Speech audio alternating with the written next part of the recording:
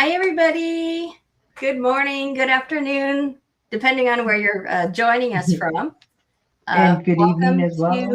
Good evening as well. Yes. Good tomorrow to some people also. Thank you so much for joining us. Welcome to episode 4 of the Lightworkers Lounge. We have an amazing show today. I'm so excited. I'm Sara from Hibiscus Healings, and I am joined with my beautiful co-host, Donna Marie from Healing Readings by Donna Marie. We're so happy you decided to spend part of your day with us today. We truly appreciate it. And we couldn't do shows like this without you. I mean, I guess we could, but it wouldn't be as fun. It would just be us talking to each other, and, that would be less fun. So today, the topic that we have is mediumship. So bring your questions, anything you ever wanted to know about mediumship. We have 2 amazing guests that you're just going to absolutely adore, and you're going to learn so much from today. So put your questions in the chat.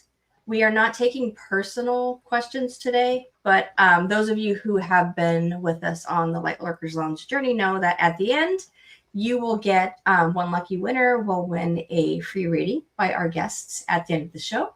So type in #spirit, and we will do the drawing at the end of the show. And yeah, that's it. So Donna Marie, would you like to introduce our guests? Okay, I sure would. So today we not only have one, but we have 2 gifted psychic mediums. So please help us welcome Jean from SunPsychic Jean and Gerald from TarotStache. And so hi, Jean. Hi, Gerald. How are you today? I'm very excited. Thank you so much for joining us. This is amazing.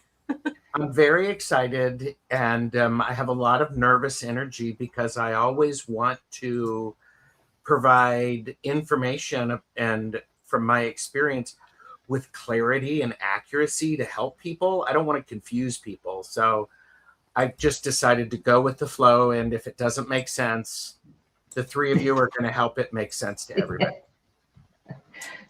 So. It's going to make sense because it's going to come out how it's supposed to. True. Exactly. So if I would love you both to introduce yourself. So Jean, can we start with you, and then Gerald will, and just tell us a little bit about you and how you came about mediumship.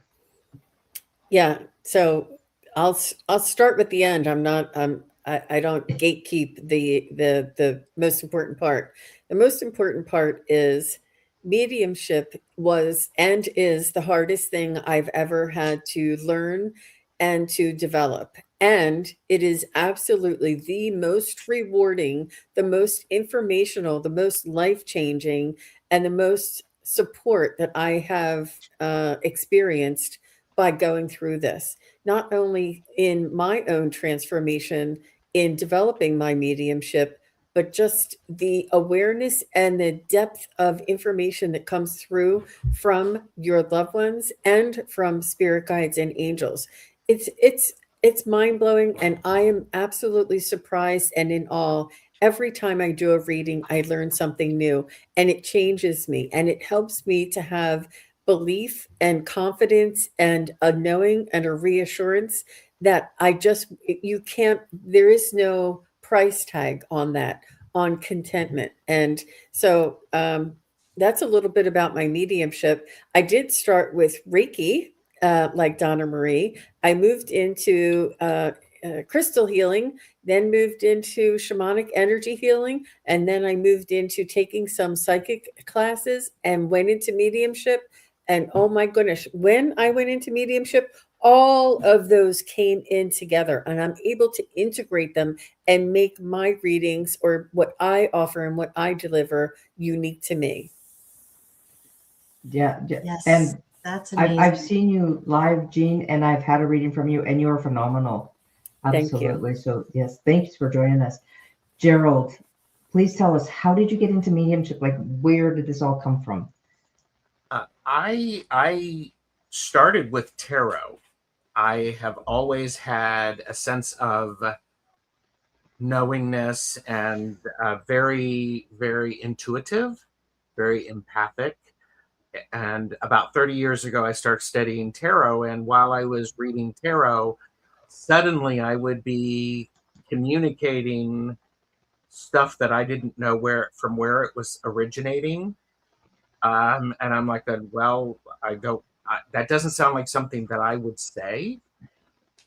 So recently, probably within the last 5 or 6 years, meeting people like SunPsychic Jean and being invited to do mediumship specific readings has given me an understanding of this is something that I have been able to do for a long time, but I didn't know what it was called. And by having a name for it, it gave me the ability to go, oh, that's what's going on. And then I can start to give the mediumship some structure to support it and to allow it to grow and develop, because it's like a muscle. So that's me. Wow. Thank you. So that kind of leads us into our first question is, what is mediumship and how does mediumship work? So Gerald, can we start with you on that one? Sure. Yes.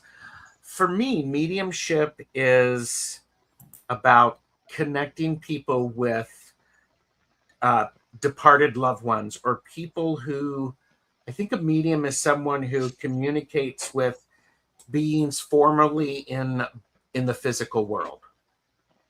So there's this, that's why when, a relative, pets also, that someone who there was a great connection to.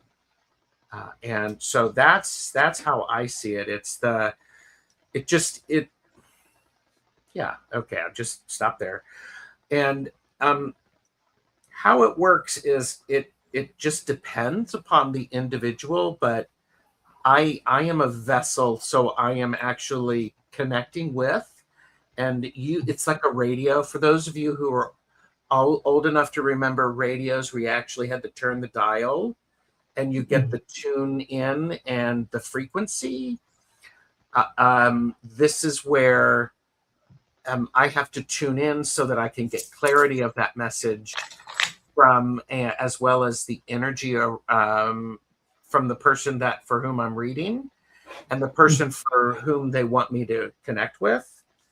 So there's lots of different ways to develop it, but it's sort of making sure that I have myself out of the way to hear and trust what I'm receiving. So I'm going to stop there. What do you think, Jean? But really quick, before Jean answers, I just want to, Venus is saying, not sure why my posts are disappearing. That's been happening all week. So if you post is disappearing, just repost it, because I've been seeing a lot of people. I'm not sure if you've experienced it, but something's going wonky with chat. So just post it again, and I'm watching for it. Sorry for that interruption. I just wanted to let the chatters know that there has been issues with YouTube and StreamYard. Yeah. So mediumship for me is sort of, I'm a liaison between you and your loved one, or you and your pet, which is your loved one. And I am here to interpret the messages that they are giving me. And in mediumship classes, they always say, you're not working for your client, you're working for spirit. And spirit knows what to say and what's important for your client to know or understand. And it's always trying to make sure that the client understands, but really it's most important for me to make clear what the spirit has to say. So like Gerald said, being a vessel, being a clear channel, being a liaison for the loved one on the other side, and having clear communication come through so that you can understand. But it's also a little bit of education for the sitter, is what we call it, or the client.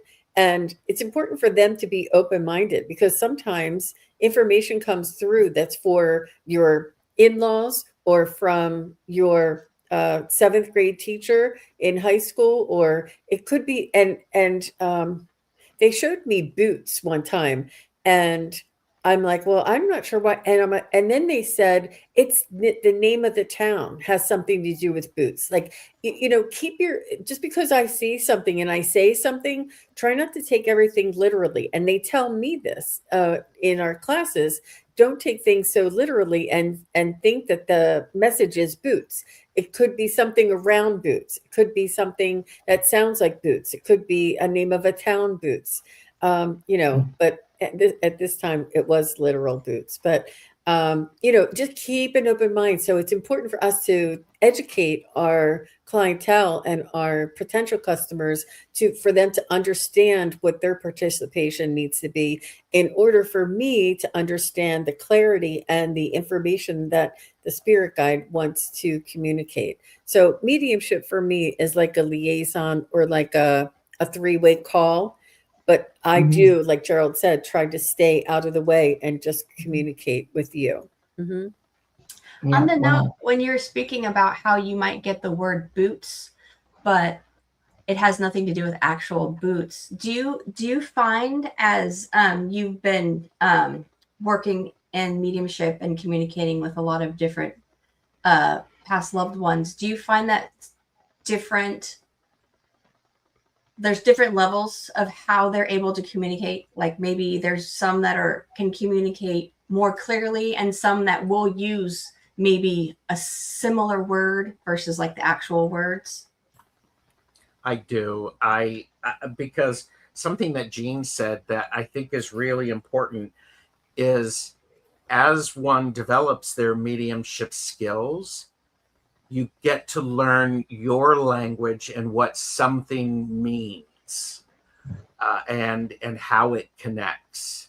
So there's that. Yes, it may be the word, but also it's more often than not, it's the feeling behind that word that sometimes, when I got good advice from SunPsychic Jean, just trust it. You don't need to know what it means. Just say it, but then talk. For me, this is Gerald's thing. I talk about how I'm feeling when I have that word,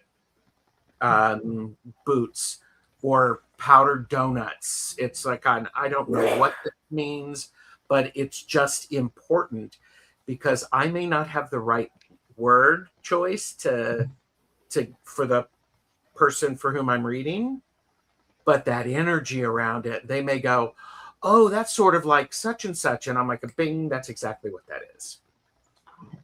Did I answer your question? I really want to ask, what is the weirdest thing that you got that you went, no, I don't know about this? Is there can you talk about that one, Jean? You can go first. I'm not sure which one you're laughing at, but go ahead. I'm laughing at the one that was with you because I was reading for someone's father. I was communicating with his father, and sometimes, this is an interesting thing. Sometimes the messages, I'm not the right person to connect with that person. My energy just doesn't quite plug in with theirs. But I was reading for this guy, and I was feeling the connection, and then I'm like going, I just have to say this. I don't know why, but I'm seeing him. His mouth is covered with like powdered donut stuff, and I don't know why, but I'm just doing that. Sure enough, his father used to love powdered donuts, and it was perfect. And I was like going, okay, I'm glad I said it. It's so funny. Mm-hmm. Like you never know. It could mean absolutely nothing to you, but the absolute most to the person. How about you, Jean? What was your weirdest experience? Well, the more obscure and outrageous, the more important the message is what I feel. And one time I tuned in to somebody's either father or uncle or somebody, and they showed me like a plumber's crack, if you know what that is. And I was really taken back, and I was like, are they like a funny guy or a jokester? And they're like, that's his humor. That's him. That's him. They knew right away it was their loved one. And I had to say it. And I was shocked. And I have to go with what I see. And when you see it, it's like a flash. So it's not like you have to analyze it, but so it's important that you say these things. And then there's others that want to express friskiness, like husbands that are on the other side, and their wives are still here. They still think you're you're a looker. You're still the object of their desire. I want to explain that. They don't change. You're simply the best is what I got recently. And I'm like, good. Because when I set up some boundaries so that I'm like going, okay, I want to be able to say this in front of, in a public setting. Yeah. And so I was checking in with this guy, and I'm like, going, okay, give me a way to say this. And it was like, I heard Tina Turner, simply the best. And she understood it. And it's like, okay, there you go.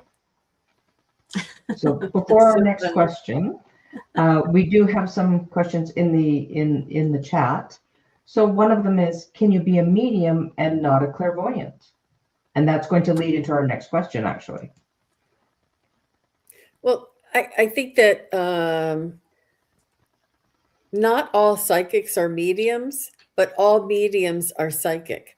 And you specifically said clairvoyant. You can be psychic in a different way. You can be clairknowing, clairaudient, and clairsentient, and not clairvoyant. So you don't have to be clairvoyant in order to be a medium, but you can use your other senses. And so I say yes, technically this question said clairvoyant and not psychic. But yes, you can be a medium and not clairvoyant. Yeah. Thank you, Jean. Okay, and then the next one, which led into this, is how does mediumship differ from channeling or other modalities? Well, I think that channeling for me would be more of a trance channeling or a trance mediumship, where you allow the energy to use your voice to communicate firsthand and or translate a message that is verbatim or and so that is what I feel channeling is. But we all call it, I'm channeling your donkey, or I'm channeling your grandfather. It's a term used to connect and to relay messages. And so it's a description in a term, but technically channeling is with one source and allowing them a longer access and a more a whole message that comes from them or comes through you. How about you, Gerald? For me, the distinction is mediumship is talking to or communication for departed loved ones, people who have been in the 3D world, and channeling is for non-physical entities. And that's something that medium Betsy Palmer helped me understand, because I've done both. I've done mediumship, or I do both. I do mediumship and channeling. And that's like, okay, it's all different types of entities, but not just the deceased. And you're right, Jean, you have to really, because it can be trance channeling. With mediumship, I'm pretty much fully present, because I'm sort of I'm navigating that and trying to make sure that I'm getting a clear message. With the channeling, I'm not necessarily aware of what's going on and what is coming out of my mouth. Yeah, that makes perfect sense. I always figured it was like Gerald, like previously alive humanoid people, animals, versus beings who had never been human. It's kind of how I always kind of differentiated it. But I really like how Jean went into the distinction between how much you, I don't want to, I guess, are taken over. And I say that because I had a very weird experience in a restaurant on my 20th anniversary. There was this kid who was in distress, not really in distress. He was just annoyed that he was being ignored because he dropped his crayon. And I started getting like really agitated. I was like, oh, what's going on? And I was like, poor kid. And then all of a sudden I stood up, stomped over there, like literally stomped, picked up his crayon, put it on the table, and stomped back to my table. And then I sat down and I was like, what the hell what just happened? Like, I had no freaking clue. I was looking at my husband and everyone, it seemed like nobody realized I did it because everyone was acting normal. But I was like, that freaked me out. And that was the only time I had ever been taken over. And I didn't allow it. It just happened. And it was scary. Have you guys ever had an experience that was kind of like, ooh, I don't know about this? Yeah. I have. Go ahead, Donna. So because there's so many different modalities, and by the way, I just shared everybody's link. Hopefully they got them on all channels. I just want to make sure everybody, like, please subscribe if you haven't already, to Jean, SunPsychic Jean, to Gerald to TarotStache, and to Sara Hibiscus Healings if you're from any of the other ones. So because I have had readings from both of you. You are amazing. And the people that come in that you're not expecting, that come into your readings and you're going, well, I wasn't expecting that, but that really blew me away. And it stays with you all day and for days after. And that's how much you affect somebody when you read. So I want to let you know how much it really does, like, really stay with you and resonates for days. And you know, and some of it is really healing to have that communication. So, you know, if anybody hasn't already, and if you want to talk to somebody, one of your loved ones, or even your pets, it is so healing. And I think we forget how much, you know, when you're doing the readings and you're like, yeah, this is my gift, but you really do help so many people. So I want to take a moment to say thank you, because, you know, I've seen how you both have affected people. And thank you, Donna. That was sweet. Yeah, just yeah. So everybody, if you get a chance, please. So that, I'm sorry, I interrupted. Now we're going to go into, how does mediumship differ from channeling? Oh, nope, we already did that one. Sorry. And what does genuine contact feel like? Like Sara, who's like, what the heck? Yeah, that was creepy. Yeah. I think oftentimes for me, the genuine contact, it feels correct. It feels genuine and authentic. It does not feel saccharine in the sense that it's fake. And for that genuine contact, sometimes when I first start doing mediumship, there's a few minutes of getting into the rhythm and the energy flow. And it's almost like, it's just like charging the air just to go, okay, the receptivity is there. And so genuine contact for me feels there's a clarity, and there's I'm tuned in to, once I know that this is the correct energy, it's like, oh, got it. It's loud, it's clear. For me, one of my tells is oftentimes I will get tingling down my back and on my left side. That's one of the things that I'm looking, okay, I'm in the right area. I'm doing something correctly. What about you, Jean? So it's different for each one of your loved ones. And sometimes they come through with a very high vibration. Sometimes they come through with an angelic vibration. and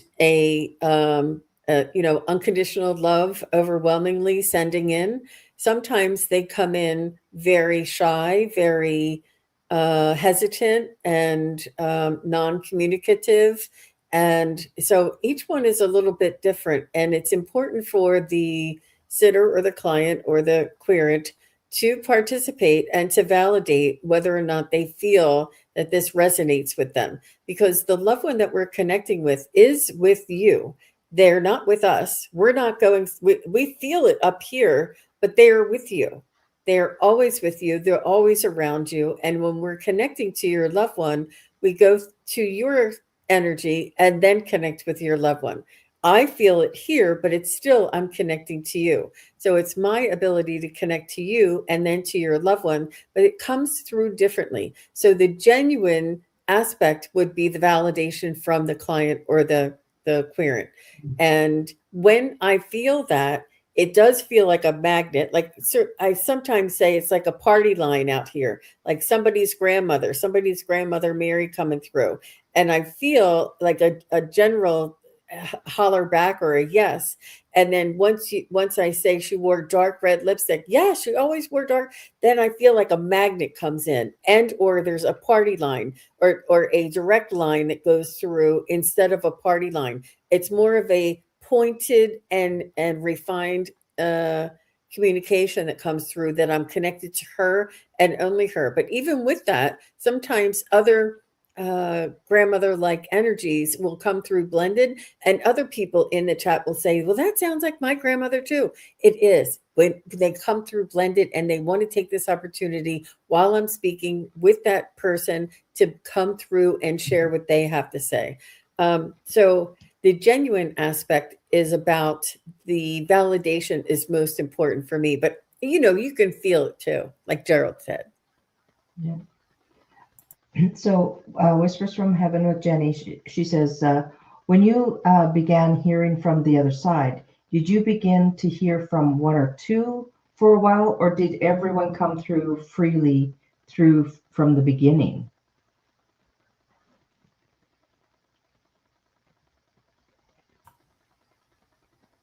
When I was in the beginning, when I was first learning, I wasn't always able to get a message. It took me a long time to get I always say, I shift my state of consciousness and raise my vibration in order to connect to your loved ones. And in the beginning, when I was first practicing on Allie Martin's channel, Heart and Soul Connected, for me to do that and to connect to your loved one took me like 5 minutes. And Allie was the most patient person in the world. I'd be like there with my eyes closed. And as soon as that muscle started getting stronger and stronger, it got a little easier. So I hope that answered your question there, Jenny. That is a good answer, because a lot of people, I know I've heard it a lot in the chats and stuff. They're like, well, I don't think I can do it because I'm not getting anything. But it takes practice. It takes a while. And what Gerald pointed out something earlier, where when you're starting a session, I always kind of say the first couple are they're not going to be as good as 5, because you have to build up that energy. So sometimes when you're connecting, the connection gets stronger the longer you're doing it versus when you're just sitting down. Do you guys find that to be true as well? Yes. Yes, I do.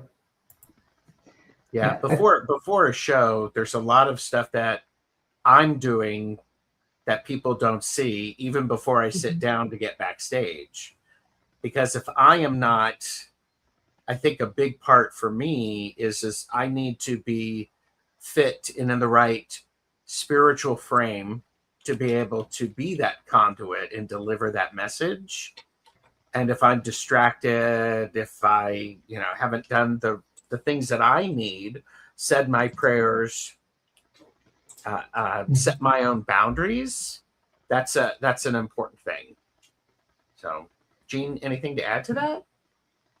Nope, that's everything. That was everything.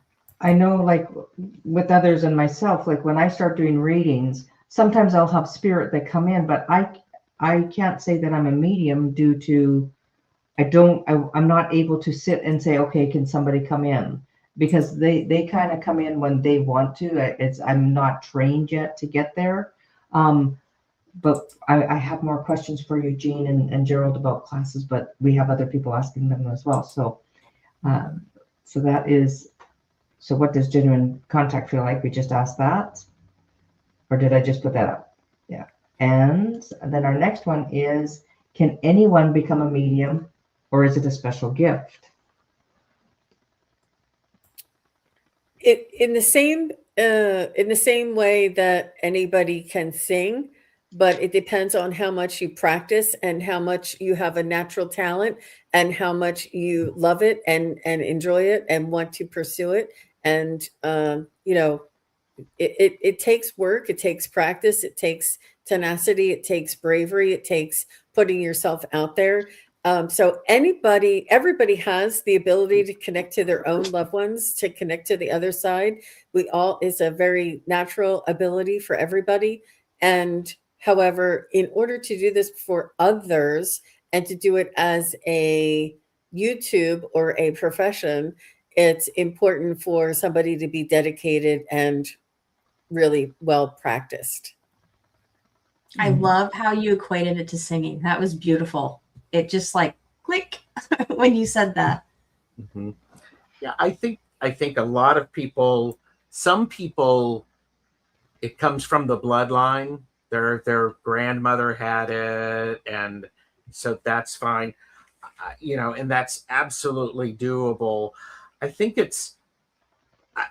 for me, I think it's one of those things that it's natural for some and developable for others. Others can develop it, and it's optional for everyone. If this isn't something that is connecting with you, you don't understand it, if you don't have an interest, don't try to do it, because guess what? There's lots and lots of different ways to connect with energy around you. Mediumship is just one option. Mm-hmm. So. Mm-hmm. Yeah, absolutely. So then, and you can't force it. It can't be something you just say, I want this to happen. I want it, give it to me. I want to be able to do this. You can't force it. And a lot of people, especially when they're first starting out, try to make it happen quicker. And that, I think it puts energetic blocks on you when you're especially when you're starting out. Like, it keeps you from connecting. I think it's unfortunate people are trying to force it, because if they were just to, Gerald's bit of advice for entertainment purposes only, if you were just to connect with where you are and how you are feeling energetically, and pay attention, as Jean had said, our relatives are always around us. We just have to be willing to open our eyes and look differently to see and recognize the way they're connecting with us. So Tiffany Tidsdale asks, I have been told I'm a medium. How can I develop that and believe in myself? Practice. Mm-hmm. Yep. And, sometimes people use the term a little loosely. And I had somebody come up to me, I do psychic fairs, and she came up to my booth and she goes, I had to tell you. And I said, oh, did you want a reading? And she goes, no, I just wanted to tell you I'm a medium. And I said, oh, do you have a booth here? Are you exhibiting? She said, no. I said, oh, do you have a channel? And she's like, no. And I said, oh, what makes you say that you're a medium? And she said, I saw my brother's, or my boyfriend's brother. He appeared to me, so I'm a medium.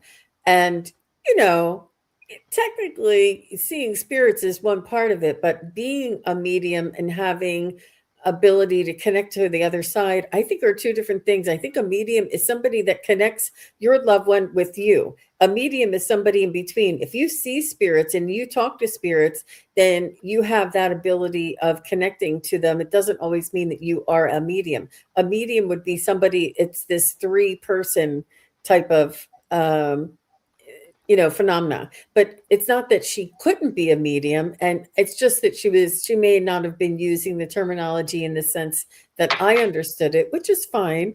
But in your case there, Miss Tiffany, do you have the desire? Do you have the want? Do you have the need? Do you have the drive? Do you have the passion? Do you feel like this is something that you have to do? Do you feel in your heart that there's nothing more than you'd rather do than to feel and to listen to what messages come from the other side? And this is going to drive you into practicing and learning and practicing and learning. So and believing in yourself does not come, it takes a long time for you to believe in yourself. It's one of those imposter syndromes, and that's because of our ego. And you have to set aside that ego, and that's a huge part of mediumship. Setting aside your ego, the judgment and the criticalness and the belief in yourself, and going with what you feel and trusting what you feel. And for me, feel, but hear and see. And allowing that ego to set aside, that is probably one of the most important aspects of any of this, is enabling all of that judgment, all of that second guessing and imposter syndrome to step aside, so that it comes through naturally. It's not about you, in other words, Tiffany. It's about the client or the person who's asking. And we're working for spirit. And so we just do the best that we can for them. Mm-hmm. Yeah. So I love Venus has. Oops. Oh, I'm sorry, Gerald. Go ahead. I want to go back to that, because what's also important is the practice is really key. And part of that, you can do journaling, you can write down stuff, and you can look at it. You go, well, who said that? What was that? And part of that is that stream of conscious writing. It gives us permission to get our ego aside and to practice and allow that flow, to allow that flow. That's a great way to do it. Yeah. I'm sorry, I didn't mean to interrupt you, Gerald. That's okay. So, yeah.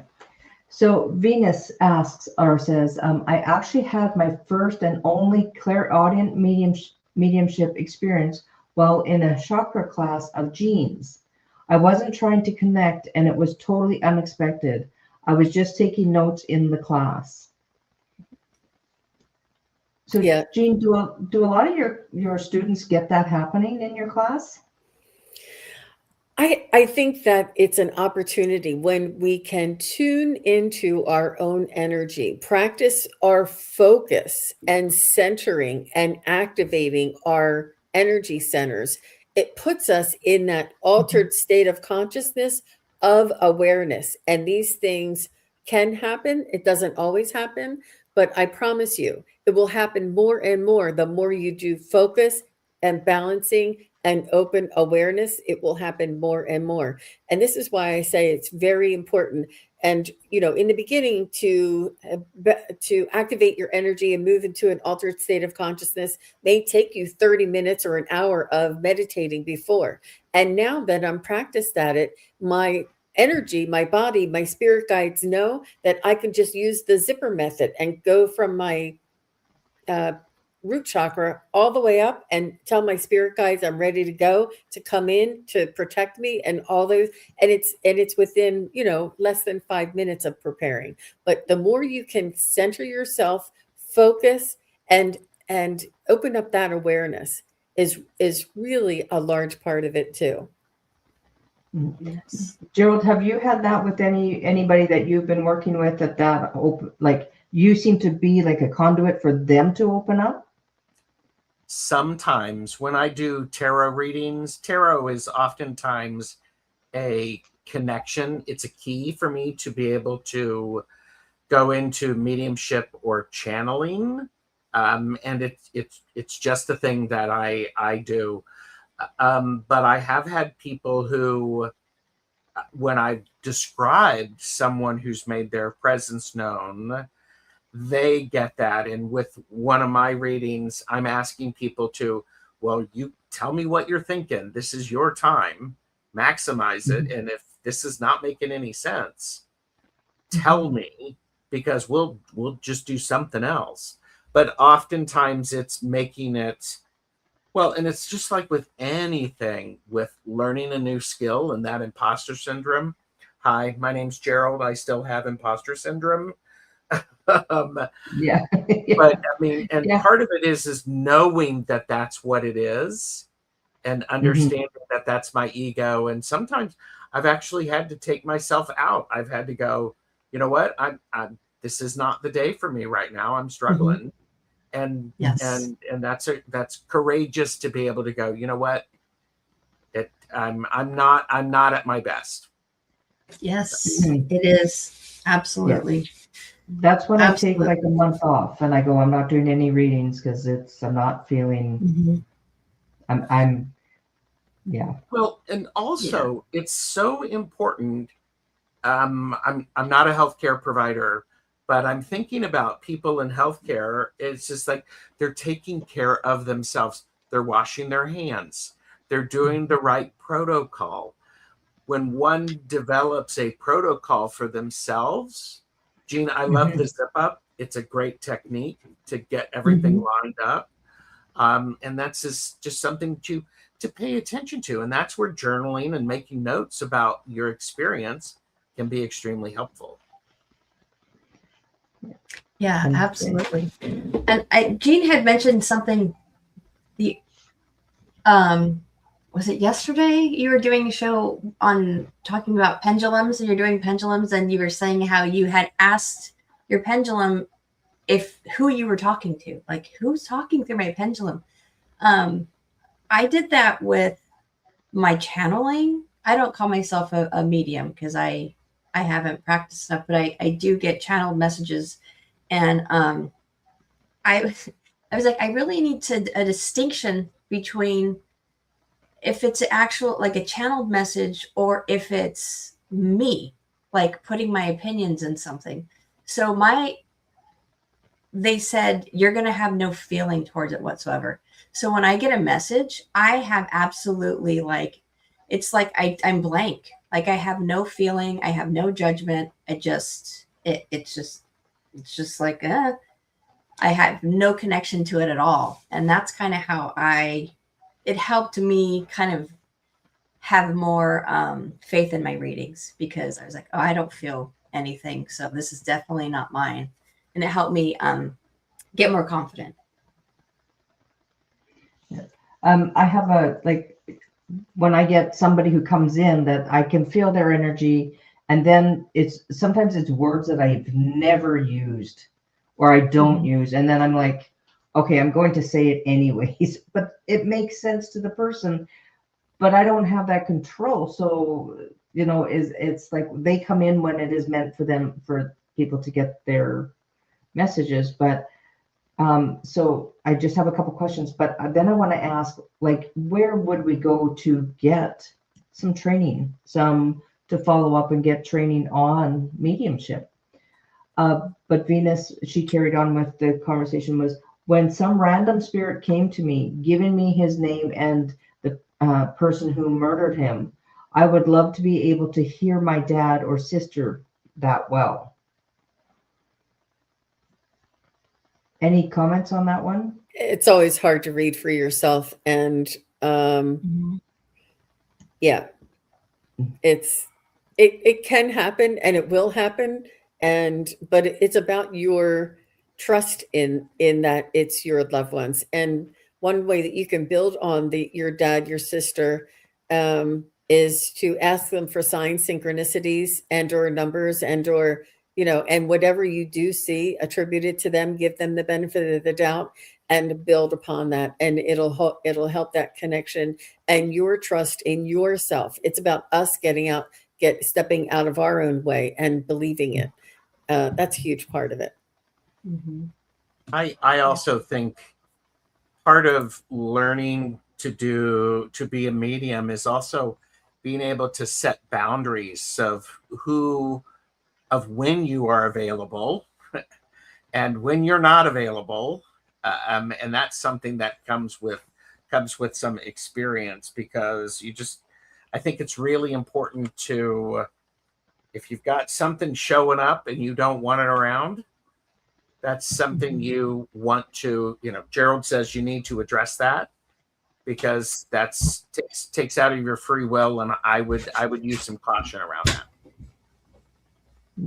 Yeah.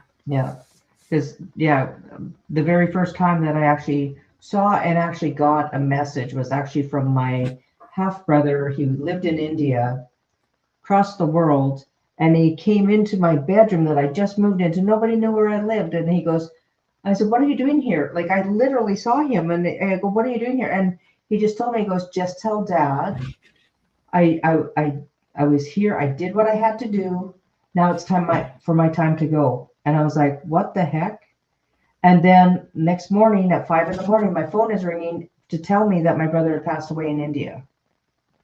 Like, talking about goosebumps. Like, and it would have taken time for somebody to go to a phone where he was to get the message to his family, and so they finally got a hold of my dad. So that's when I went, oh, okay, I heard it, I saw him, there is spirit that comes in. But so now that comes to where do we find to work on this special gift? Jean, you offer classes, is that correct? I do not offer mediumship classes. I offer psychic classes. Mediumship is a huge endeavor. I would recommend Suzanne Giesman has beautiful classes. I also recommend James von Prague is extremely thorough and has so much information out there.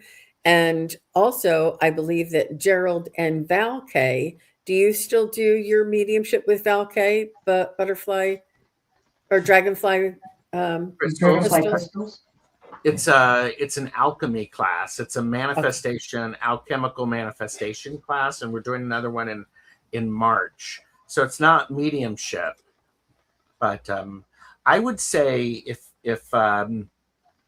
if you are looking for someone and you are noticing online people who are offering classes, go look at videos of the people to see if their teaching method or if their energy feels like it connects with you. I'm also a person who, if you could connect locally with people, that's even better, in my opinion, because then you have a resource. But I don't teach it. For some reason, I thought you did, Jean, and now I'm a little sad because I think you would be very gifted at it. So, thank you. If I did anything, I would have to do a year-long mentoring. It really is that much in depth. I couldn't faithfully say I could teach you how to be a medium in 2 hours. You just can't. I mean, even the psychic stuff is a continuous, one exercise or one technique and practice it, and the practicing is really where it's at.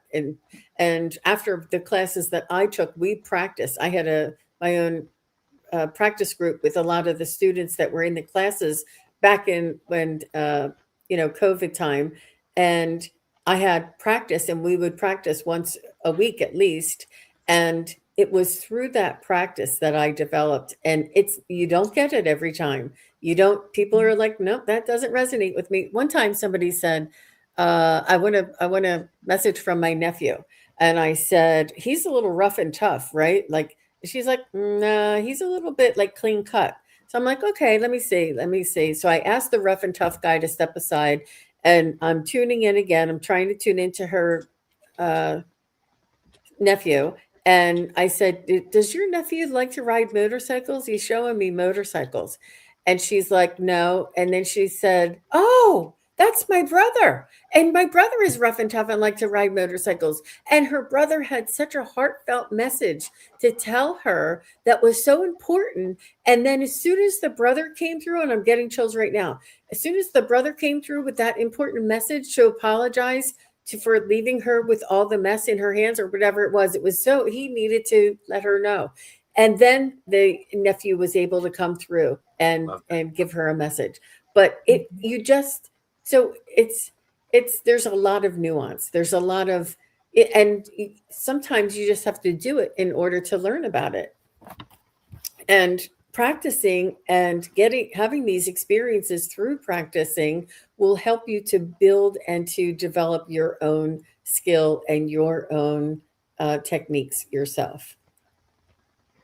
It's funny you mentioned Suzanne Giesemann, because I purchased, she has a, on HemiSync, she has meditations. It's the binaural beats where it's kind of, and she has a meditation like training like set that you can get. And that, when I listen to it, it opens me up like so easily. Just that I don't like meditations. I'm not really good at it. I just have a hard time following other people, but her mediumship training ground HemiSyncs are awesome. Like, I just have to say, they really just kind of, I don't know what it is. Maybe it's just the binaural beats going through your brain and activating it, but those are awesome. If anybody's interested in trying them out, they really get you in that relaxed and open state. I just had a question, or a comment was from Sue Toffee. She's saying one day when she was doing a chore, just cleaning, not thinking of anything, she heard her past mama call her Sue. Without thinking, I called out loud back, "What?" Looked around and remembered mom was gone. I know I've had that before many times where I hear my mom. I still do. I know when she calls my full name, I'm in trouble, but any comments on that one? Like, why do we hear that? Like, that's quite common for a lot of people. I think part of it is because we're not thinking about it. We're doing something routine. It's like the binaural beats. It helps to get our state in a different space. So that idea of doing some repetition, I'm knitting, I have these thoughts, I'm doing stitching, I'm having, I'm open because I'm not thinking about it. Because you're like on autopilot almost doing these things. Yeah. Any thoughts on that, Jean? Well, I don't know for sure, but when I hear my name called, what it tells me is that they are making sure that the connection is open and that I'm able to hear them, and that my response, and they could have been, it's like tuning a radio. They could have been on a different frequency saying, Jean, she can't hear us. You guys change the frequency. Then they change the frequency and they say, Jean, and I go like this, and they're like, that's it. That's the frequency, So I feel like they're working on developing a way to communicate with all of us, with each one of us individually. And the more open that we are, and especially when you hear your name, either when you're going to sleep or when you're waking up, that's in that intermediate kind of a state of consciousness. That's when it happens. And that's where I like to try and move when I do my readings and things, is in that altered state of consciousness where I just set everything else aside. But I feel as though it's them finding out if we're aware, if we're awake, if we can hear them, because I do feel as though there's going to be a day where they're going to be letting us all know and start talking to us all, and it through that frequency. That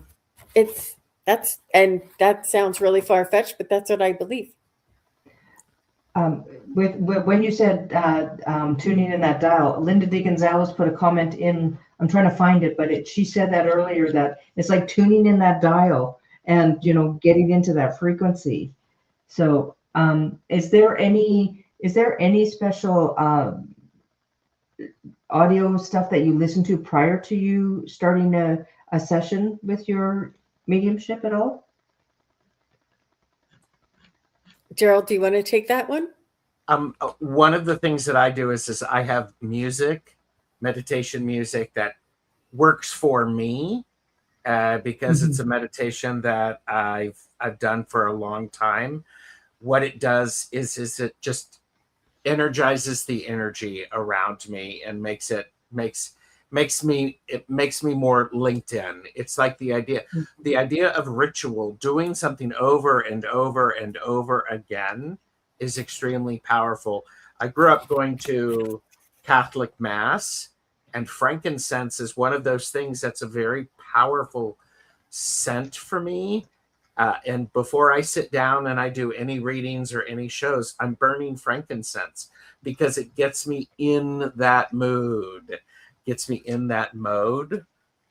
Before I do any sort of ritual or magic or anything like that, I'm doing that. I'm also making sure that I'm protected. I've got my boundaries set. Anything you want to add to that, Jean? Yeah, I think it's important. I remember back when I was first starting and Medium Kim was teaching us, and I used to listen to like the Rocky theme and Sara Bareilles' Brave, and anything that is like, or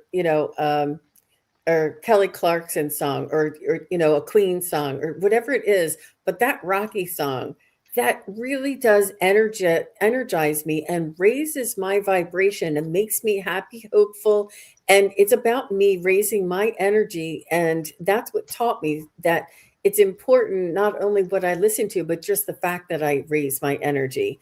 And in the same breath, but conversely, it's important not to have any fear, not to have any doubt, not to have any judgment, because those things will keep you from the ability to connect faster than anything. And it really is a choice. And this is why when we listen, there's a song, Spirit in the Sky. And, I don't remember the words, but it's a cool song. And I was listening to the Rocky theme, and then Spirit in the Sky came through. And then somebody asked for a message from her brother, and she's like, wait a minute, I just remembered we played that song at his funeral. And for some reason I had hit my headphone and it changed channels, and that's why I heard it. It was like the most synchronistic, unbelievable things that have happened to me. But this is, you guys are all bringing me back to the very beginning of when I was starting and how to start. So that it's a beautiful memory. You brought up that beautiful thing, synchronicities. I think,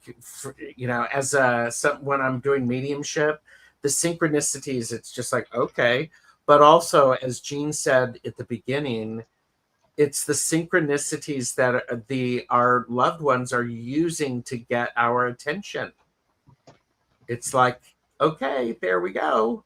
So yeah, I love that. I like the point that both of you brought up. It's individual. Yes. What gets you prepared might be completely different than what someone else does, just because it's what makes you feel good. Like for me, I like 80s metal. It energizes me. It's the weirdest thing. And I like depressing music, like The Cure and Depeche Mode. I've got a goth vein in me too. And my son's like, why are you listening to that depressing stuff? He likes it too now, but I was like, it makes me happy.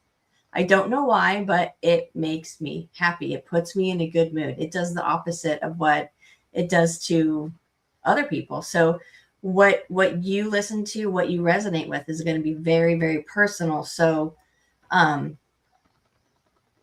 if you say, like, don't let anybody think your ritual is weird. If that, like, don't let anybody have any opinions on what you need to do to prepare, because it's yours. It's personal. It's just for you.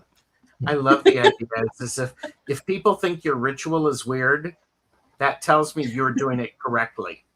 Exactly. Yeah. It's funny because I have the same song as Spirit in the Sky by Norman Greenbaum. But when that comes in, that tells me that Spirit is stepping in now, and there's messages that are going to be whipping in. Oh, and it's like, get ready, because it's not going to stop for a while. So, yeah, when it says Spirit in the Sky, it's like, okay, get ready. And it's, it's like, but it always puts me in a great mood too. So how that, the music, how it makes you in a great mood, and that lifts your vibration. Like Jean, you were saying, like it just brings you up to that, brings you higher. Altered state of consciousness. Yes. Yeah. Absolutely. So I'm looking at the time. Would this be the time? Was that the last question? I think there was one more question. Oh, was that? Yeah, let me just have a look. Sorry, I will bring it up on our banners. And oh yeah, here we go. So what are the ethical boundaries of mediumship?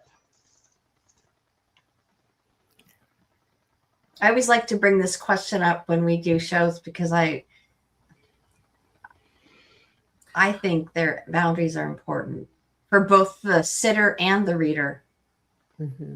Well, so a lot of people, they come with the right intentions, and they ask, they have a loved one who's lingering on their deathbed for the last 4 years, and they are exhausted and they don't know what else to do. And they want to know when their loved one is going to pass, just to have peace of mind.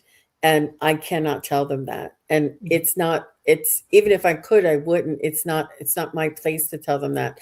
And there's no way, there's so much free will. There's just some information that is not accessible. And then if you want to go into ethical boundaries on YouTube, we don't do third-party readings, and we don't do,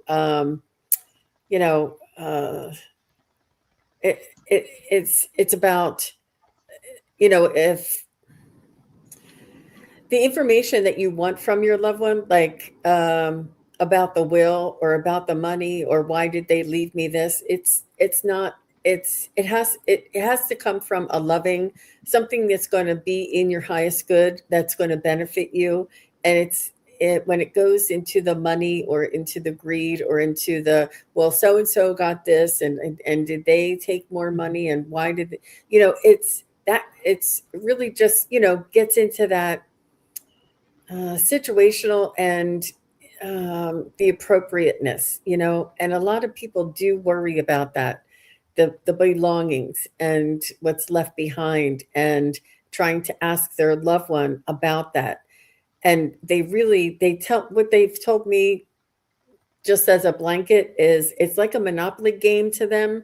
And after they pass, they just close up the board game, put the lid on it, and slide it under the couch, because it's meaningless. It's not theirs. It didn't mean anything. And they don't want their children or their loved ones who are left behind to fight over it. And it's just, they want them to cherish and value the relationship and the love and the connection. And, if you ask them that, it lowers the energy, and it's just really hard to go through that. So that's where my boundary is. I've done shows on ethics, and I think the ethics are very important, regardless of what type of work you're doing, mediumship, tarot. You have to have ethics, and so for me, I think it's part of it is you need to know what you're doing and why you're doing it, and you need to be very clear with yourself. I think it's very important to always check in periodically with yourself. Am I still holding true to my ethics and my world and my personal expectations? I think that's a really important thing. Boundaries for mediumship. Medium Betsy Palmer has always said that this is a volunteer position. So if you don't want to do it, just set that boundary. I have a lot of boundaries personally for when I'm reading online, to where it's got to be okay to say it in front of everybody, since it's a public reading, because I don't want to air anybody's dirty laundry. I'm not doing that. And if I think somebody's trying to, good luck, because I've got my firm boundaries, and you're going to bounce off of them. I'll say that. Because that's me, and I start with me, and that's really key. I think if anybody's looking at their own boundaries for mediumship, understand the ethics of yourself, what's true for you, and start softly and expand it. Absolutely. Thank you. I also think just going to go back to what Gerald said. If you're not getting a message, don't make one up. If you're not getting a message, just say, I'm sorry, I don't have anything for you. Because that's the hardest thing to do as a reader, is to say, it's almost like you're failing. You kind of feel like if you're not getting anything. So if you're not getting a message, just be honest about it and say, sorry, I'm not getting anything right at the moment, instead of trying to like fumble through something. That's really important too, I believe. Mhm. I see Linda de Gonzalez is, she wants me to do another show on ethics. Mm-hmm. Mm-hmm. Mm-hmm. Yeah, it's very important. It's very important because I think a lot of people don't, if they're going to get a reading, they don't even think about it. The ethical parts on either side, like how they should have boundaries, and then they should also allow the reader to have boundaries. A lot of people just think, I'm just going to get a reading and it'll be great. Well, and I like what Linda is saying, because that's a key point. A lot of times when people are coming to us for a reading of some nature, they're already in a level of distress. And so there are people who may take advantage of them. I'm not one of them, and I don't, so just pay attention to that. So, but yeah. So one time I had somebody ask for a message from their father. And one of my techniques is to imagine all of the male loved ones to be in like a ball stadium, where you would walk through and like push the seat down before you would sit on it, like a ball stadium. And then in the ball stadium, there's like dugout kind of things where you go to the bathroom and you go and get refreshments. And I called for her father to come in, and I was waiting for him to stand up and come walking down, and nobody was there. So for some reason, my attention was brought into one of those dugouts where the bathrooms are, and I went there and I saw him sitting in the dugout, cross-legged, like meditating like this, and he was just sitting there with his eyes closed. And he's like, I'm trying to connect. I can't talk to you right now. And so I said, your dad's not wanting to talk to me. He's praying. He's meditating. She's like, that is exactly my father. He did that all the time. She was like, that's him. And he would not break his meditation, because I think he was like either chanting or something, like trying to do it. And I've never had that experience before. And then I also had somebody who refused to talk to me, and they had their arms folded and they had their back to me like this, like, I don't know who you are. So what I did was I called my father, who was in spirit, and asked him to connect with his spirit guide, or this gentleman, and to tell him, look, she's here waiting to hear from you, and this woman is here to talk to her for you. So do you want to come and talk to her? And he did come around, but it was a little bit more of a reluctancy. But if you feel as though you see somebody and you think it might be them, but they're not coming forward or talking to you, it's important for you to trust that. And sometimes they're just not able to talk to you. Sometimes they just want to emote a feeling and just sort of give a overall kind of well-being kind of feeling. And I'm not sure if that where that frequency is, or where it is on their part, where it is on my part, but just understanding that to get the information and to describe what you're feeling. And sometimes just in that, it helps them, it doesn't always have to be, like a conversational word kind of thing. Like that hug, Marilla, right? I described a hug from her late husband. And she said he did that all the time, the kind of hug that he embraced her. And then, it was just lovely, lovely. Oh, yeah. That's beautiful. And you can see you still feel that, Jean, just by the way you were explaining it. So, it's like, and that's the thing for being the medium, being the one in between, is just sometimes that emotion that you get from both sides. It's just like it's like their hearts are joining inside of you sometimes. I have to feel it to express it. So they're showing me how they feel, and I am feeling it, and I express it. So it is a beautiful place, and it's genuine for sure. Mm-hmm. And while we still have a moment, I want to thank all of the moderators. I cannot thank you enough for being here, posting everybody's channels. Thank you so much. We really, all of us really appreciate you all. So thank you. Yes, you guys are amazing. Yeah. So are we ready to pick our winner? We have 20 entries. Yes. So if you want in on the lucky draw, only one person will win a reading today. If you want to put in hashtag spirit and to get your name in, and we will be drawing for one lucky person to get a reading from both Jean and Gerald, if you are both willing to do so. And we thank you so much for today as well. It's Lakeside Laura, it's hashtag. She had like a dash. Do hashtag spirit. Hashtag spirit. You got it. Yeah. Yay. And we're doing the reading so live. Fun. Oh my goodness. We're doing the reading live today. Okay, good. Yeah. This was live so today, fun. And you have to be here to win. Yes, have to be here to win.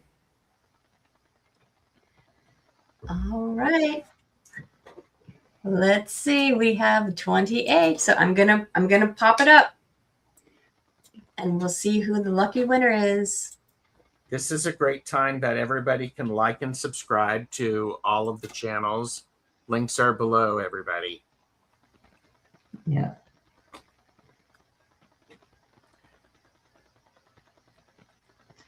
Lori, 2026. Yay. 26. Oh, 26. 26 is supposed to be a really lucky number. Extremely lucky. All right, Lori, are you here? Yay! Are you here? Lori, where are you? We'll just give a minute. Yay, Lori's here. Oh, that was loud. Sorry, guys. Sometimes I get loud and animated. Yeah. I've never done that. So no, never. Not Gerald. Would Lori be able to tell us who it is that she wants to connect with? Yes.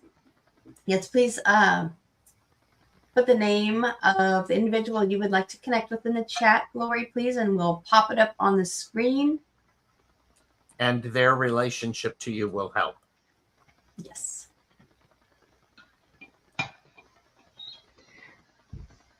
This is one of the drawings I wish I was in.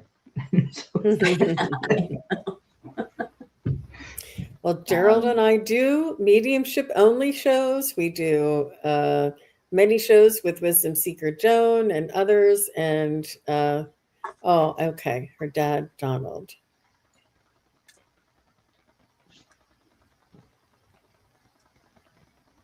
Do you do the show regularly?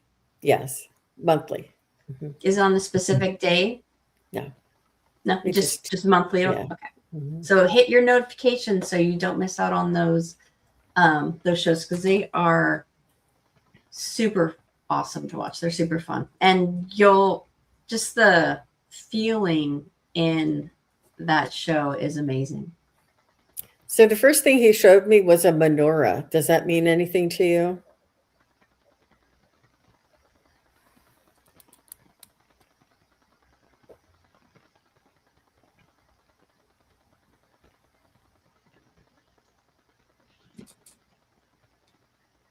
I do see like a white mustache. Did he ever wear a mustache? And did he have a lighter, grayer hair?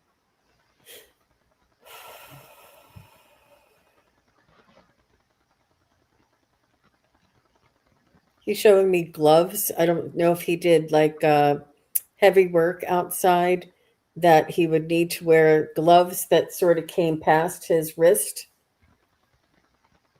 I guess you could use them for barbecuing, but I think you could use them for outside work as well. No mustache.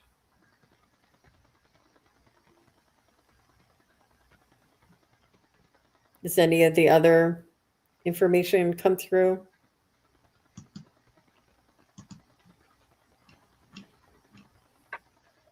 Because I was also wondering, the gloves is something. I got very distinctive hands.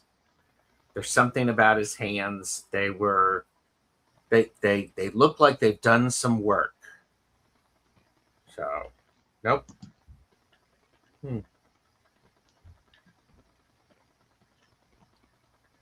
It's all right. We're just tuning in. Like I said, there's a party line, and let's get a little more specific. Lori, did because I'm also getting the sense of like shuffling cards. I'm seeing somebody shuffle cards, and I'm also wondering if he was a smoker, like cigars, sort of a distinguished smoker. So, factory work, military, Lori said.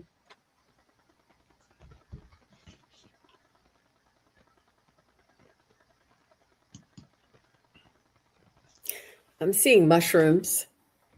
Did he like the outdoors and sort of working and building and creating? Like, did he? I do see him being creative and a little more quiet, but liking to do outdoor work is what I see him doing. Cigars with the guys, Gerald, she said. Yes. Mm-hmm. Good. And I guess the menorah didn't hit at all.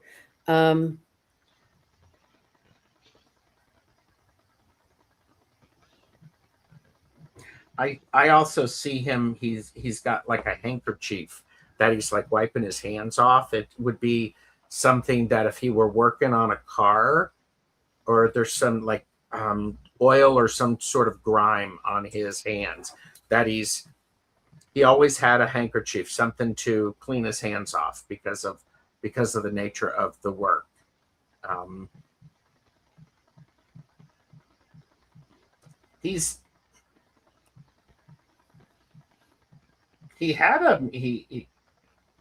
Was he a good storyteller, or when he was hanging out with the guys, they like to swap stories and do that sort of thing?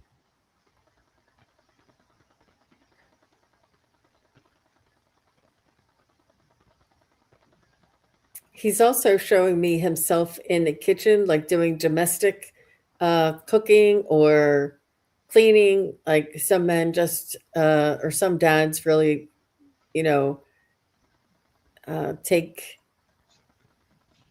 take a strong interest in this. I do see him shuffling around a little bit. I'm not sure if he had a physical decline before his passing. I do see him being very sweet in his heart and very kind. And I almost feel like a little bit of a pain very deep inside of his eyes. And it's almost like he had some sort of a trauma early in his lifetime that just changed him, and he was never the same again. I do feel as though he did struggle a little bit here in this world to emote and to communicate. He did cook. He did cook. Okay.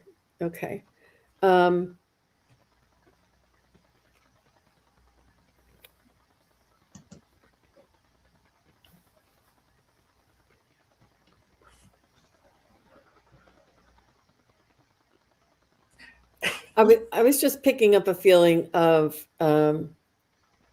he did the best that he could, but he was never quite happy with the way things were. And I think that this bothered him. Like he always had a wish that things would be different. And I know that he had moments and bouts of time that he was happy and content, but I do feel as though he always wished things were different. And I'm not sure where this came from. But I just feel like, he had Parkinson's. Yeah. I did see him shuffling around a little bit, just a little bit. But it's almost, he wishes his opportunities would have been different. But he did the best that he could, and he forged on, and he never let you see him that way. But I feel as though I just feel like he was almost like behind the eight ball his whole life, like trying to reach success or reach happiness or reach a comfortability that he was not able to achieve. I'm not sure if that makes any sense to you, Lori. Let me just see if he wants to tell you anything. Along the lines of what Jean was saying,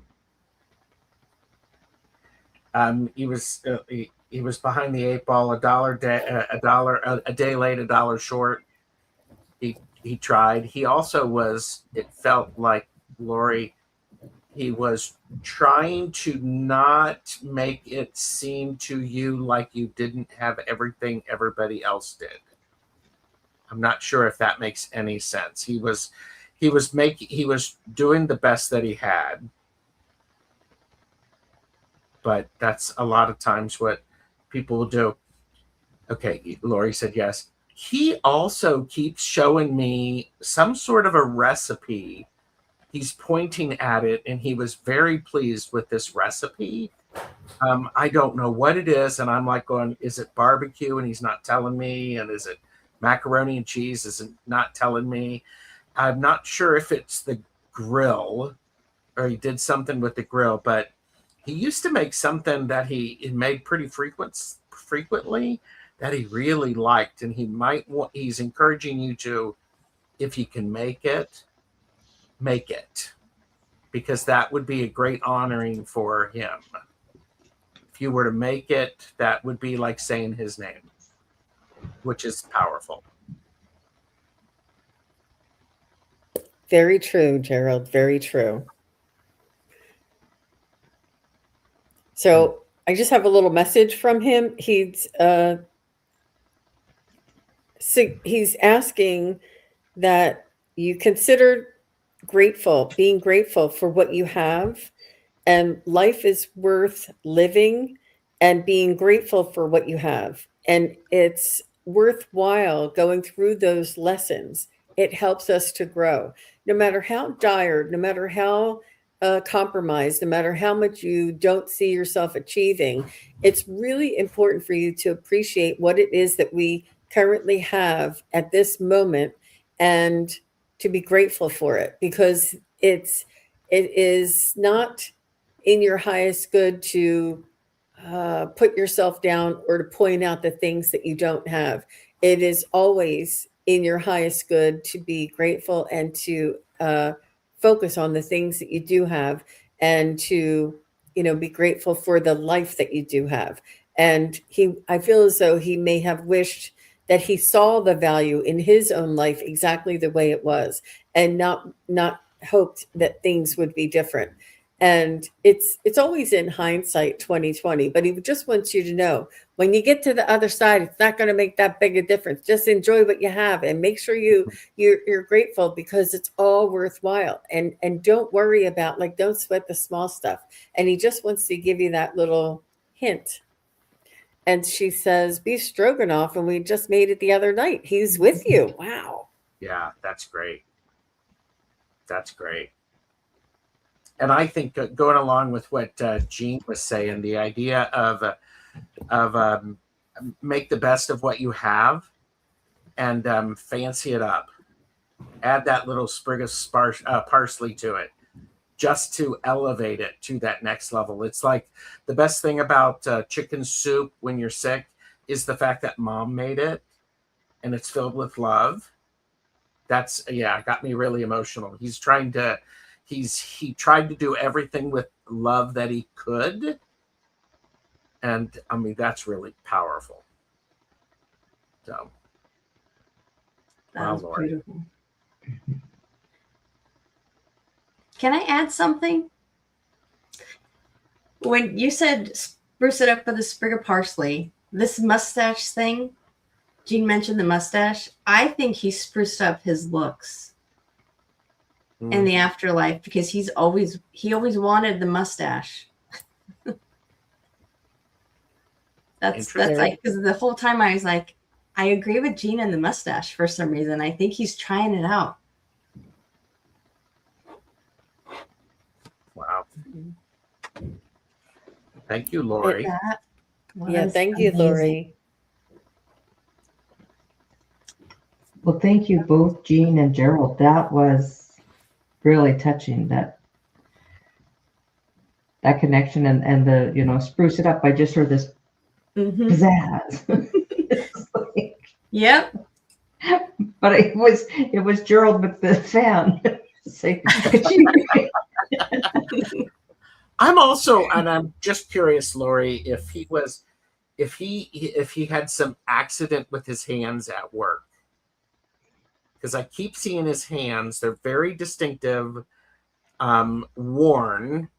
You know, they've lived a life, and the life has stories. But I'm also wondering if he was missing a fingernail, tip of a finger, if he had some scars, something like that. Because I keep seeing these hands. So, but just wanted to toss that out there, Lori. Thank you. Wow. That was amazing. She says, thank you all for everything. You're welcome. You're welcome. This was so much freaking fun. It was. This was so fun. I absolutely loved spending time with you guys today and everybody in the chat. This was amazing. Oh my gosh. I'm like going to go and dance around the kitchen when we're done. I like that. This was wonderful. Thank you again. And that's also a learning thing, is that, you know, like watching you as mediums doing your thing is like you were getting different images, etc. And it's like, and it's okay to let the medium know that, no, it's not a hit. Like, that's not, yeah. So it's because then that you tuned in even further, and then you really got Dad, because it could have been somebody else coming in as well saying, but I want to talk to somebody else. Right? Yeah. Thank you, Lori.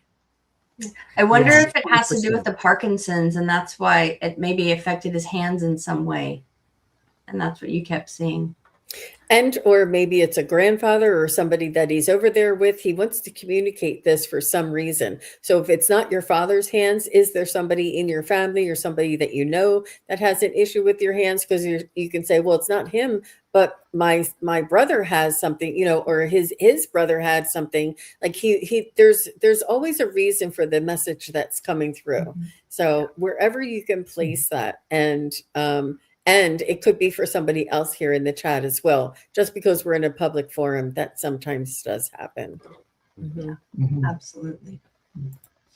So, Jean, Gerald, what do you guys have coming up? We'll start with Jean. What do you have coming up next week? I guess we'll go next week, because you're probably got a lot coming up. Yeah, let me get to the right month. 1 second. So, yeah. So on Sunday, the 22nd, I have a solo show that I'm going to be posting at 12 noon. And then I also have my psychic study practice group that if you want to go to my website, SunPsychicJean.com, and go to the events page, you can read about the psychic study practice group, where I do a meditation to help us focus and center our energy. And then I teach a technique or or something to practice or exercise. And this is psychic. And then we go into breakout rooms and we practice. So it's always a lot of fun. And that will be on Sunday. And my practice is on 4 o'clock Eastern, 1 o'clock Pacific. And then after that, I will be on Friday, the 27th. I have Val from Illumination Portal. And then I have also my friend Bridget Ross, and she's a light language healer as well, on Friday. So Friday, Sunday, and then Friday. Nice, wonderful. And her class, the psychic session is a lot of fun. A lot of fun. Yeah. Gerald, what do you have coming up? Well, tonight at 9 p.m. Eastern, 6 Pacific, I have a caffeinated and an unfiltered with a triple X version with Ali from Heart and Soul Connected and Linda de Gonzalez. So it's going to be extra bitter. It's going to end with extra sweet and extra caffeinated. So, and then I've got some great shows scheduled for next week. I'm encouraging everybody to subscribe. I'm also trying to do regular short form videos so people can see that. And I'm usually asking a question because I want to know what people are thinking. Just the one yesterday was about, it was very windy yesterday. And I'm like, what sort of magic would people do during wind? What might they do? And I'm just curious. So it's great. Oh, have you ever talked to the wind, Gerald? That's a whole nother show. Oh yes. I have whispered to the wind. I have yelled at the wind, and I have spoken gently with the wind. So yeah, it's fascinating. It's a beautiful gift. It's quite unique. Yeah, it's fun. Yeah, wind is very powerful. It is. Sometimes you just got to go and spin around in it and just do. Yeah, wind is amazing. Except for when you're sitting in your house and it shakes your whole house, so you think you're having an earthquake. That happens here a lot. Yeah. Donna Marie, what do you have coming up? What do I have coming up? I have with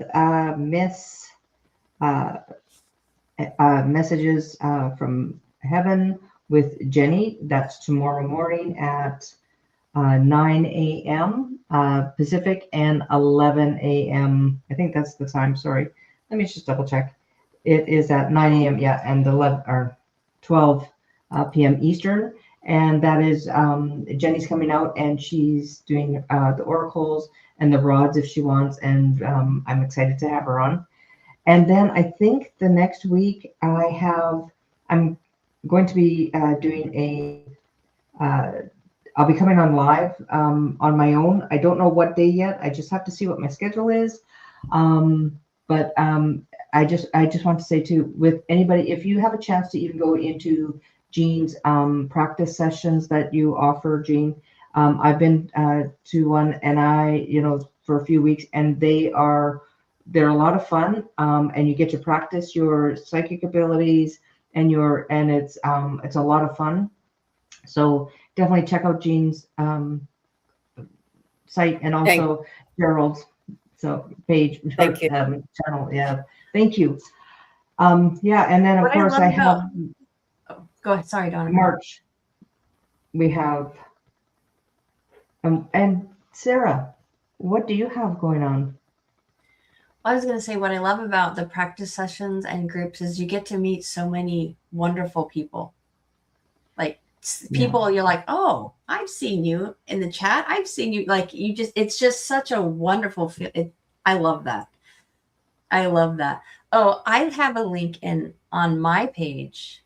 Gerald has some pretty awesome merch that you can go and purchase. And just recently added V-front t-shirts because that was a request. And I'm like, okay. Your wish is my suggestion. Yes, he has some pretty awesome merchandise. Some of the t-shirts are so fun and amazing. And for me, I have a bunch of live shows. Purchase responsibly, know your limits. We're here to share, not to sell. Yes. My favorite still has to be the cactus. I love the cactus. Yeah. I have somehow wound up with a really busy week. So I have live shows. I'm live with Scott on tomorrow Sunday. And then I'm doing Twin Tower Tuesday with Judy on Tuesday at 1 Pacific. And then I have, I'm helping Deb Zachow behind the scenes with a couple of her shows, one on Tuesday and then one on Wednesday. So check them out. They're going to be pretty awesome shows. And then I will be with Allie on Friday at 2 Pacific. We're going to be talking about Reiki and reading cards. And then I will be doing a live show on Saturday with Linda from Butterfly Readings. We get together and do readings and celebrate friendship. It's just about coming together with people you love and just having a good time. Yeah, that's my week. And then the following week on Friday the 6th, I will be hosting Jean. I'm super excited for that. That's going to be fun. That's going to be fun. I'm super excited for that. So subscribe, hit the bell so you don't miss out on the show. It's going to be so awesome. And anybody who's watching on my channel, please do go over to TarotStache, Sara Hibiscus Healing, and Donna Marie. Tell me the healings, Healing Readings by Donna Marie. Healing Readings by Donna Marie. All of their links are in the show notes below. Please do go over and subscribe because we're all going to be doing shows together and you're going to want to get that notification. That's right. Yes, you are. Yes. Yeah, and I just wanted to add, I think my next live that I do after Sunday is that I'm actually going to be doing some energy work, and because we've just had some major planetary things happening, I'm going to be doing some clearing and starting to open people up because there's some heart wall work to do out there. So if you're having things that are not working for you, that you're not getting that job, you don't, that kind of stuff, there's some clearings that I'll be doing for individuals while I'm live. Because right now is like, this is the time. Where do you want to go? What do you want to do when you grow up? Because this is the time. I want to go run in the wind with the leaves. Mm-hmm. Right. Listening to the Smiths. Yes. Oh, my husband hates the Smiths. I love the Smiths. So it's always a fight when they come on. But you know what he did for my birthday? We went and saw Morrissey, and he hated it the whole time. But it was something he did for me because he loves me.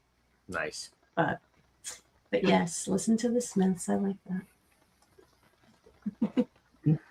This has been fun. Thank you for the invitation. Yes, thank you so much. This is amazing. I guess this is the end. I hate endings. They're always so awkward. Because I never want to say goodbye. But yes, thank you so much for joining us. We will have another episode of Lightworkers Lounge next month. We're having Kelly Healer, and Annie Bear will be our guests, and we're going to be talking about crystals, different ways to use them, our favorite ones, how you pick them, just anything crystals, because they're just so much fun. And so we'll be doing that next month.